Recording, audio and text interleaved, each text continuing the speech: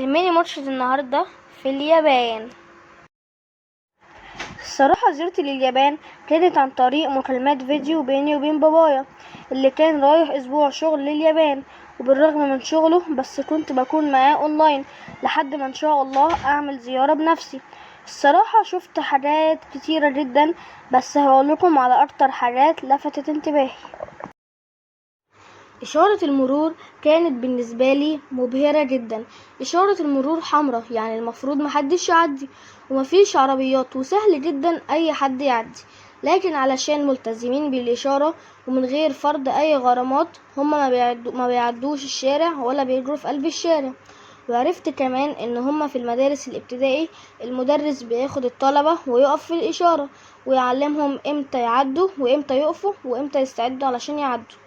ومعلومة بقى مهمة جدا، عدد سكان اليابان 125 مليون وعدد سكان مصر 105 مليون. فالمشكلة هنا مش فكرة عدد سكان كتير، الفكرة ان في الزحمة لو فيها احترام للقانون مش هيكون في حوادث ولا أزمة مرورية. شايفين الأرض نضيفة ازاي؟ بيحافظوا على بلدهم أكنهم بيحافظوا على بيتهم.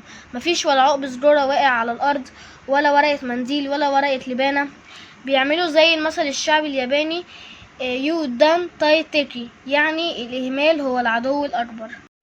لو هم استهتروا بالحاجات البسيطة وقالوا ان عامل النظافة هو اللي هيجي يشيل مكانهم، مش هيوصلوا ان هم يبقى اسمهم كوكب اليابان وان هم يكونوا في حتة تانية عن العالم كله. شايفين العربية دي يا جماعة؟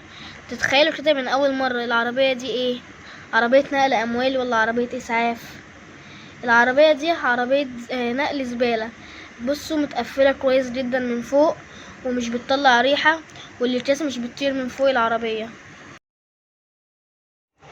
كده يكون خلص الجزء الاول من حلقة اليابان. اعملوا لايك وشير وسبسكرايب وانتظروا الجزء التاني من كوكب اليابان.